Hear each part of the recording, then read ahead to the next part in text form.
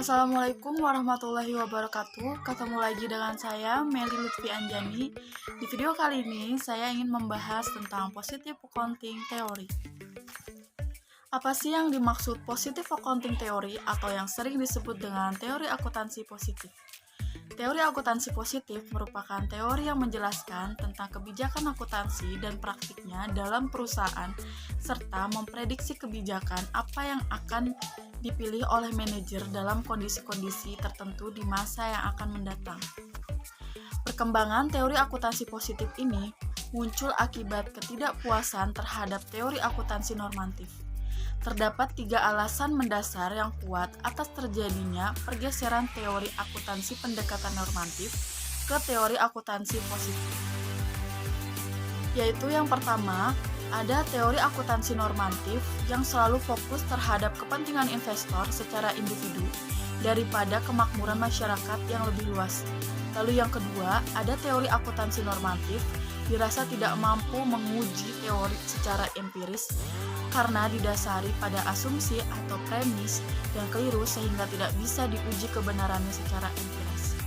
Lalu yang ketiga itu ada teori akuntansi normatif sangat memungkinkan terjadinya pengalokasian sumber daya ekonomi secara maksimal di pasar modal menurut Watts dan Zimmerman tahun 1960.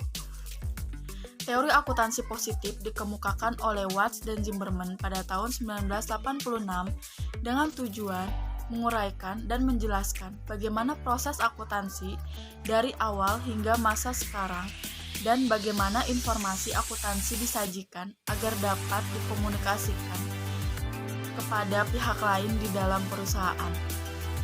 Terdapat 3 hipotesis yang sering digunakan dalam teori akuntansi positif yang dapat mempengaruhi tindakan manajer dalam proses pengambilan keputusannya, yaitu yang pertama itu ada hipotesis rencana bonus atau bonus plan hipotesis, di mana manajer perusahaan dengan bonus tertentu cenderung lebih menyukai metode yang meningkatkan laba periode tahun berjalan.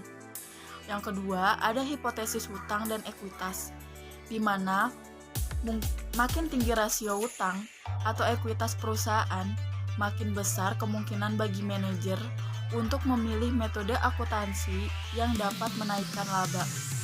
Lalu yang ketiga, ada hipotesis biaya politik atau politik cost hipotesis, di mana hipotesis biaya politik atau political cost hipotesis ini, perusahaan besar cenderung menggunakan metode akuntansi yang dapat mengurangi laba periodik dibanding perusahaan kecil.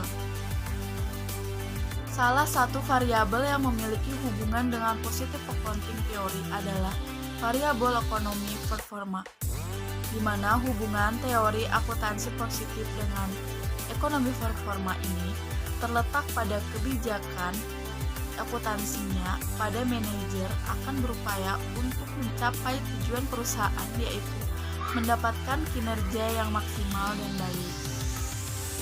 Selain itu, akuntansi positif memiliki hubungan dengan variabel bisnis strategi, yaitu para eksekutif akan memilih kebijakan yang terdapat dalam 3 hipotesis teori akuntansi positif dengan memilih metode akuntansi yang tepat akan berdampak terhadap laba dan dividen perusahaan. Lalu, menurut Watts dan Zimmerman tahun 1986, teori akuntansi positif telah memberikan sumbangan yang berarti bagi pengembangan akuntansinya, yakni yang pertama itu menghasilkan pola sistematis dalam pilihan akuntansi dan memberikan penjelasan spesifik. Lalu yang kedua itu ada memberikan kerangka yang jelas dalam pilihan akuntansi.